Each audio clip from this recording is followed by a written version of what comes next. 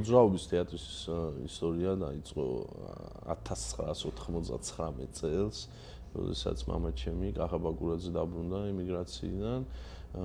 მას ჰქონდა თავისი თეატრი, თავის ჯგუფელებთან ერთად, ქალაქ საარბრუკენში, გერმანიაში და თითქმის 10 წელიწადი იმუშავეს როგორც დამოუკიდებელმა კერძო კომპანიამ.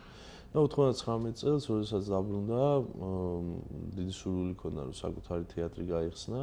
და კახამ მე, მამიდაჩემა, ეკა ბაკურაძემ და ბაბუაჩემა, ასევე იოსებ ბაკურაძემ დავაარსეთ მოძრაობის თეატრი.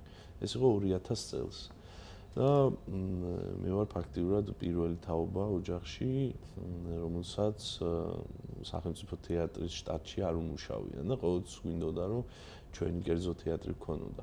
და 2000-იანი წლებიდან დავიწყეთ ქუჩის აქტივობები, კარნავალებს ვაკეთებდით, რაღაც ქალაქის დღეობებზე გამოვდიოდით და არა მარტო და ნელ-ნელა ძალიან პოპულარულები გავხდით. და დაახლოებით 10 წლის განმავლობაში მოვიარეთ მთელი საქართველო.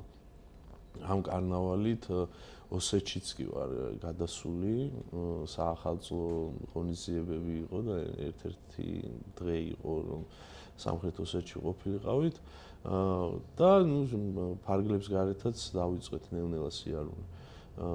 სადაც 10 წლის თავზე გაგვიშთა ხანძარი ძველ კინოსტუდიაში, სადაც მაშინ ვიმყოფებოდით, მთელი გარდერობი დაგვეწვა და ამ ფაქტის შემდეგ ქალაქის მერიამ გამოგვიყო მიწა მუშტაიდის ბაღში და ჩვენ დავიწყეთ თვითმფრინავის ანგარის მშენებლობა და დაახლოებით 2 წელიწადი დაგვჭირდა ცოტა მეტი, რომ მსახიობებთან ერთად აგვეშენებინა ანგარი და მას შემდეგ უკვე მე-15 წელიწადი იწყება, რაც სარეპერტუარო თეატრი გავხსენით და თამაშობთ სპექტაკლებს.